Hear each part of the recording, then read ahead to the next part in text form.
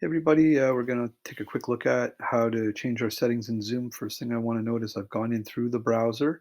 I didn't initiate the app like you can see down here on the bottom, which is a great way of doing some things. But to set your settings up, it's a lot easier to just go in through the browser. So zoom.us, and then I'm going to come over to sign in, and I'm going to sign in with Google, which you can see right over here.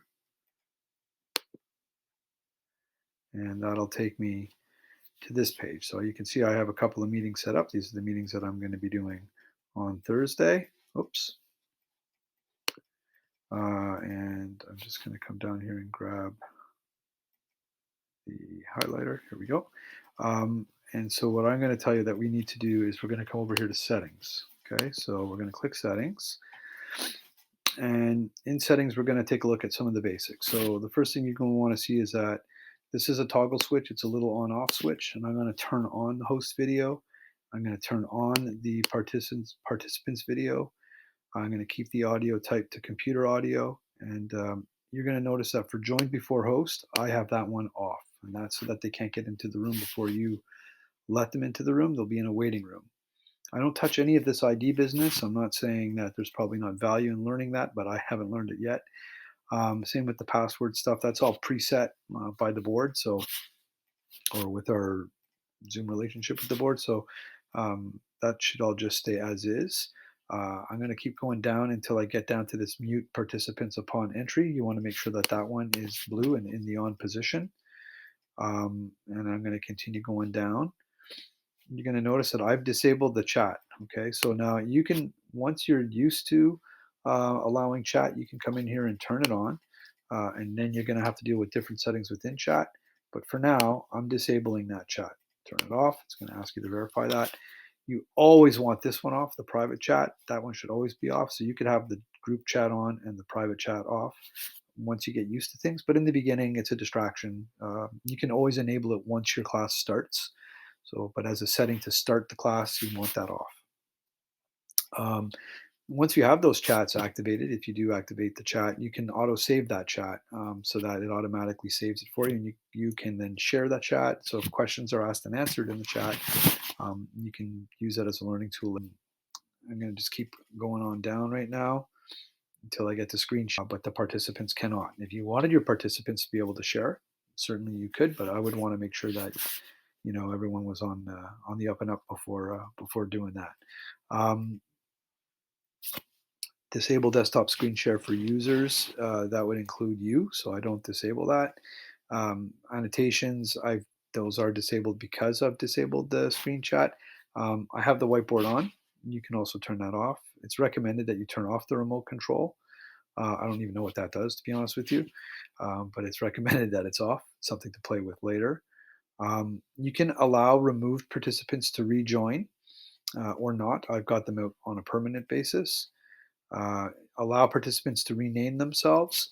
So that's an interesting one. Like you could say no to that, but if they're on a device that's logged in as a OX7, then they're going to call. Then that's what you're going to see. You may not see their name. If they're coming in on a Chromebook, you'll see their Google account. But if they've renamed their device or they've got some kind of a silly name, then you're going to want uh, them to be able to rename themselves with their proper full name. I would expect my kids to come in with their full name. So, depending on what you see the first time, you can play with that one and maybe make sure that it's activated the next time, um, like that. Hide participant profile picture in a meeting. I like to hide the profile pictures in a meeting. I want to see their faces, and then you never know what kind of a profile picture they're going to put up. So until you know what their profile pictures look like, you may want to keep them off. Um, Reporting participants, I guess you could, but good luck. You can enable this breakout room. I've not done that yet. That sounds really fascinating. It's something I'm going to play with in the coming weeks, and hopefully we can talk about that another day. Um, I'm going to keep on going down until I get to virtual background. You'll notice I have that off, and that's so they can't put up something inappropriate behind them. Again, you can enable that once you're in the classroom environment. Um, I'm not sure how the guest thing works. I think this has a lot more to do with your Zoom contacts, which I don't have established. And I think there was one more. Oh yeah, the waiting room. So obviously, You want the to enable the waiting room. Um, you don't need that since I'm not letting anybody in before me. Um, somebody cancels, you can get a notification. Not a biggie. And I think, yeah, that's it. So those are the basics of the settings that you want. Once you've got a Zoom actually going, so I'm gonna just come over here to host a meeting with my video on. I'm just gonna set up a fake meeting for a second here, just to show you a little bit about the setup. And although I don't have anybody coming in, we'll play with this tomorrow. But right now, I'm going to be sitting here with an empty room, and there I am looking at myself. That's bizarre. But what I wanted to show you, let me just get myself up there. What I wanted to show you is if you come down here to participants, and in the participants chat bar, you can see now that you can mute everybody and unmute everybody. You can also do extra invitations. But over here, if you click more, you can, yes, mute upon entry. So all new participants will be muted. So that's now part of my settings. So you can also do this like before you let them in from the waiting room. But the other one that's really important is over here, allow participants to unmute themselves. And that one you've got to take off. So this can only be done from this area here on the screen. You can't do this in the pre-settings. I don't know why. At least I didn't see it. But this is where you want to make sure that you don't want to check off that participants can unmute themselves. You want to have control over that muting function. Again, once you've got the class up and going and you know who everyone is in there, you can go back then and allow them to unmute themselves. You notice that we do that in our meetings because it's a lot easier than having to worry about managing the mutes. So there it is.